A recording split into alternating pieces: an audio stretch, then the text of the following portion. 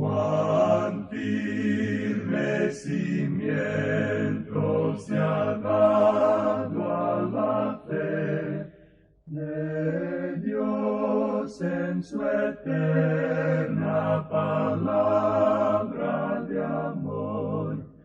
Con el propósito de compartir con usted las inmutables verdades de la palabra de Dios, presentamos A través de la Biblia, un estudio detallado y sistemático de toda la Biblia que le ayudará a conocer lo que Dios ha revelado para nuestro provecho espiritual. Estos estudios bíblicos fueron diseñados y elaborados por el Dr. J. Vernon McGee, versado maestro de la Biblia, quien dedicó la mayor parte de su vida a la enseñanza clara y sencilla de la palabra de Dios.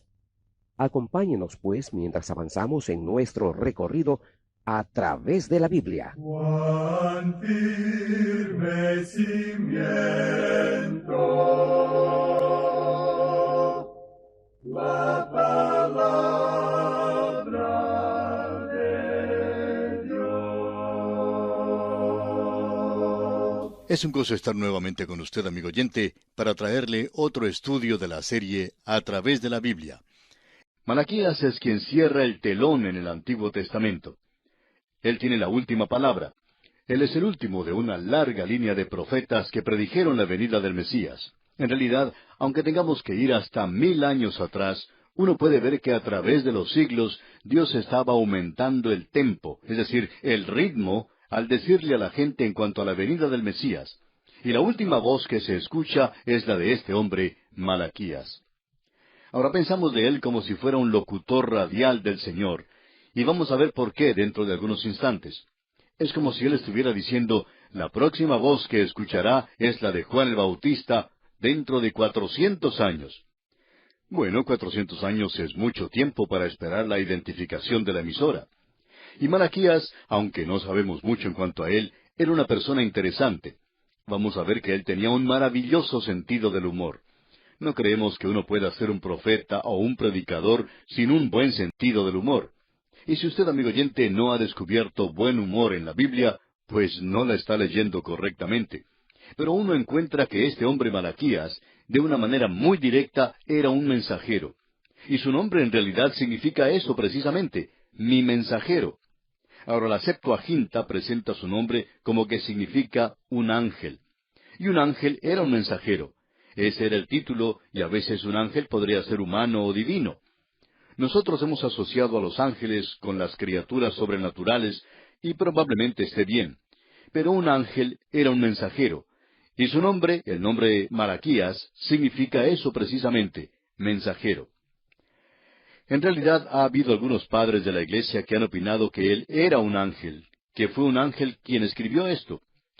Pero eso no estaría de acuerdo con lo demás, ya que no hay ninguna razón para tomar una posición así.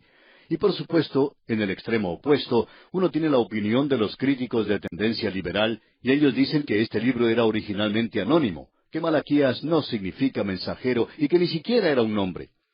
Bueno, ellos siempre salen con algo así. Pero no es necesario que vayamos a ocupar una posición tan extrema. Creemos que es muy fácil decir que su nombre era Malaquías. Y tenemos una información muy limitada en cuanto a él, de la misma manera que es limitada en cuanto a los ángeles. Algunos han sugerido que él era un ángel, mientras que otros han opinado que este era un libro anónimo. Bueno, no creemos que haya sido anónimo. Si lo hubiera sido, sería entonces el único libro de la profecía que tenemos que sería anónimo. Y no creemos que Malaquías hubiera querido la excepción de la regla, especialmente siendo que él fue el último que escribió. Ahora, la razón por la cual no sabemos mucho en cuanto a él es que él es un mensajero, el mensajero de Dios con un mensaje. Y francamente hablando, amigo oyente, no necesitamos saber mucho en cuanto al mensajero. En nuestra vida diaria, a veces el mensajero de la compañía de telégrafos llega con un telegrama a eso de la 1 de la mañana, y es un importante mensaje para usted. Y cuando usted va a la puerta, no le pregunta al mensajero quiénes han sido sus antepasados y cómo llegaron al país. A uno no le interesa mucho en cuanto al mensajero. No le interesa cómo llegó su familia al país, y eso es así especialmente si él viene a la 1 de la mañana. Uno no está interesado en eso. La realidad es que ni siquiera le pregunta el nombre. Lo importante es el mensaje que él trajo. Bueno, Malaquías era sencillamente este mensajero, y no tenemos su nombre. En realidad, el Espíritu de Dios usa ese mismo método allá en el Evangelio según San Marcos. Usted se ha dado cuenta que los 4 evangelios presentan a Cristo de una forma diferente. Mateo lo presenta como rey, pero si Él es el rey, entonces tiene que ser del linaje de David. Y es así como comienza el Evangelio de Mateo, el libro de las generaciones de Jesucristo, hijo de David. Eso es lo importante, que Él sea el hijo de David porque le está presentando a Él como el rey. Pero cuando uno llega al Evangelio de Marcos, que le presenta como el siervo de Dios, entonces a uno no le preocupa, por lo menos no le preocupa a Marcos, el presentar su genealogía. Por lo menos no está allí. Lo importante en cuanto a un siervo es si puede hacer su trabajo. Eso es lo que Él quiere de cualquiera que viene a un lugar a servirle. ¿Puede esa persona hacer el trabajo? Y Marcos sabe que el Señor Jesucristo puede hacer ese trabajo. Y así fue como sucedió. Así es que aquí en Malaquías encontramos que se utiliza el mismo método. Ahora existen diferentes opiniones en cuanto a la fecha en que Él escribió. En nuestras notas necesitamos hacer una corrección. No sabemos cómo se cometió ese error, pero allí dice que fue en el año 297 antes de Cristo. Bueno, la fecha correcta debe ser el año 397 antes de Cristo. Y probablemente hemos dado una fecha posterior. Ahora, los eruditos conservadores opinan que Él vino en la última parte del siglo V, y eso sería cerca del año 397, pero quizá mucho más temprano, o por lo menos más temprano que eso. Lo importante es que Malaquías era el profeta en la época de Nehemías, como Ageo y Zacarías fueron los profetas en la época de Esdras y Zorobabel y Josué. Así es que lo que tenemos aquí es que este hombre Malaquías concluyó la profecía al tiempo que Nehemías concluía la historia con los libros históricos que tenemos. Y él probablemente profetizó durante el tiempo de la gobernación de Nehemías o inmediatamente después. Él vivió en este tiempo en particular. Ahora dijimos que él era un mensajero, y lo importante de esto es el mensaje. Queremos decir algo en cuanto a esto antes de entrar en este estudio. Él mismo utiliza esta expresión de mensajero 3 veces en este libro. Y él hace 3 referencias tremendas y significativas a otros mensajes. Ahora, en el 2º capítulo, versículo 7, Malaquías se refiere a Leví, a la tribu de Leví, como los mensajeros del Señor. Y ya que lo tenemos aquí, queremos leerlo, y se nos dice, porque los labios del sacerdote han de guardar la sabiduría, y de su boca el pueblo buscará la ley, porque mensajero es de Jehová de los ejércitos. Así es que esto sugiere que cada mensajero, cada testigo, o cada maestro de la palabra, es un ángel del Señor, que Él es el mensajero del Señor. Eso nos gusta porque tenemos esto en el libro de Apocalipsis. Usted recuerda que en el libro de Apocalipsis hay mensajes a 7 iglesias, y eso lo veremos dentro de poco cuando comencemos nuestro estudio allí en ese libro. Y están dirigidos a las iglesias. Pero cuando están dirigidos a las iglesias dice, al ángel de la iglesia en Éfeso. Así es que creemos que es el mensajero de la iglesia, no algo divino, sino un mensajero humano, al pastor. El autor de estos estudios bíblicos, el Dr. J. Vernon McGee, decía que habiendo sido pastor por mucho tiempo, a él le gustaba esa idea de llamar al pastor un ángel. Y ya que se le ha llamado por muchos otros nombres, no sabemos por qué no se le puede incluir también el de ángel. Pero esta es una referencia muy destacada a la que encontramos aquí en Malaquías. Luego, él anunció la venida de Juan el Bautista como mi mensajero. En el capítulo 3, versículo 1 leemos, He aquí yo envío mi mensajero, el cual preparará el camino delante de mí. Y vendrá súbitamente a su templo el Señor, a quien vosotros buscáis, y el ángel del pacto. Hay un tercer mensajero, y es una referencia a Cristo como el mensajero del pacto. Usted puede apreciar entonces, amigo oyente, que el ángel del Señor en el Antiguo Testamento era, por cierto, el Cristo preencarnado. Ahora quisiéramos que usted note algo que hace de Malaquías uno de los libros favoritos para nosotros en la Biblia. Bueno, tenemos otros 65 libros favoritos en la Biblia, pero Malaquías tiene un maravilloso sentido del humor. Y él tenía que tratar con un grupo de gente en aquel día, y él adoptó un método que en realidad es un método de preguntas y respuestas. Y lo primero que él hacía era citar una declaración, una pregunta que Dios había hecho a Israel. Y luego él daba esta pequeña respuesta que en cada caso era un sarcasmo sofisticado. Era algo arrogante y presuntuoso y a veces hasta insultante. Vamos a ver esto cuando entremos a analizar el texto que tenemos ante nosotros. Y creemos que él tiene unas buenas respuestas de parte del Señor. Y ya que son las respuestas del Señor, el Señor tiene un buen sentido del humor. Y esperamos que usted, amigo oyente, pueda disfrutar de este libro, porque es un gran libro. Ahora vamos a ver lo que él nos dice aquí al comenzar el capítulo 1, versículo 1. Profecía de la palabra de Jehová contra Israel por medio de Malaquías. Esto es, por mi mensajero, por medio de mi mensajero. Él es el mensajero que trae el último mensaje de parte de Dios a esta gente. Ahora debemos decir que él va a tratar con los mismos problemas con que trató Nehemías, lo que nos revela que él está hablando en aquel día en particular. Uno de estos es en cuanto a los pecados del sacerdocio. Luego tenemos el casamiento con personas extranjeras, junto con el divorcio de sus mujeres de los israelitas. Y amigo oyente, Dios va a hablar de manera muy dura en cuanto a esto. Y nosotros vamos a tomar el tema del divorcio cuando lleguemos allí. Hay muchas cartas de personas que quieren que nosotros hablemos en cuanto a esto. Bueno, nosotros no tomamos temas de esa manera. Tomamos lo que se nos presenta en la palabra de Dios. Si Dios habla en cuanto a esto, entonces nosotros también hablaremos en cuanto a esto. Así es que el divorcio se presenta aquí, y hablaremos en cuanto a eso, y no vamos a hacernos a un lado, estamos seguros de eso. Luego, la tercera cosa que veremos es que la gente estaba demostrando negligencia en cuanto al diezmo en sus ofrendas. Y amigo oyente, a usted no le va a gustar lo que Dios tiene que decir en cuanto a aquellos que, como usted sabe, estaban engañando a los demás en cuanto a lo que estaban dando para el Señor. Quizá usted no debería sintonizarnos cuando tomemos ese tema, y ya le vamos a decir cuando estemos hablando de esto, porque quizá usted no querrá escuchar esa porción en particular. Ahora, aquí tenemos entonces esa idea de que nos va a presentar una carga o acusación. Una carga o acusación es un juicio, como ya hemos visto, un juicio de parte de Dios. Y aquí tendremos una reprensión dura y severa de parte de Dios. Él se está dirigiendo aquí, y queremos que usted note esto, Él se está dirigiendo aquí a Israel, es decir, a las 12 tribus. Es interesante notar que estas tribus nunca se perdieron como algunos piensan. Parece que se hubieran perdido para algunas personas hoy, pero nunca han estado perdidas en ningún sentido en la palabra de Dios.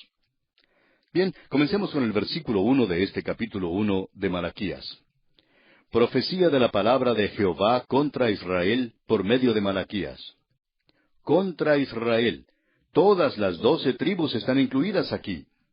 Había quizá un remanente nada más de cada tribu, muy pocos de cada una, pero Dios se dirige a cada una de ellas, y nosotros creemos honradamente que de aquí salió a los demás que no habían regresado, porque había comunicación de unos a otros, y el libro de Nehemías nos revela eso.